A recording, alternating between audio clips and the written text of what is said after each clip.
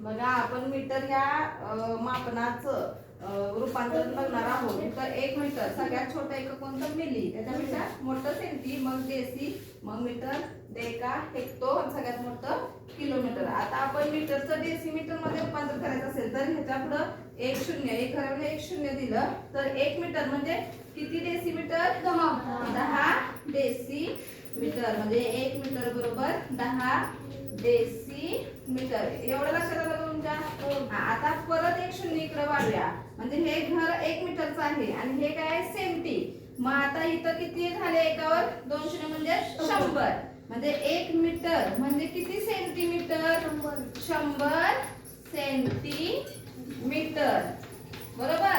आणि त्याच्यानंतर एक घर राहिले तिथे 1 शून्य देऊया. म्हणजे 1 मीटर म्हणजे किती मिलीमीटर येणार? तर 1 मीटर बरोबर 1000 मिलीमीटर. एवढं लक्षात आलं का तुमच्या? हा, आता हे मीटर पेक्षा ही छोट एकक आहेत म्हणून ते वाढत गेले. म्हणजे 10 सेमी, 10 डेसिमीटर, 100 सेंटीमीटर, 1000 मिलीमीटर. मात्र मीटर हे लहान एकक आहे ह्यांच्यापेक्षा. तर इथं बघा डेकामीटर म्हणजे काय? तर 1 मीटर समजते का? इकडे बघा 1 मीटर बरोबर हे शून्य घ्यायचं, इथं पॉइंट द्यायचा आणि 0.1 डेका मीटर. हा, परत इथे 1 शून्य दिलं तर 1 मीटर बरोबर हे शून्य आणि त्याच्या पुढे ही 2 घरं. पण हा एक काय आहे?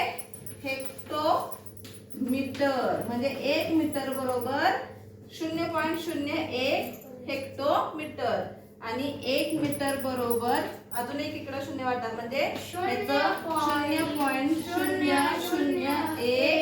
किलोमीटर.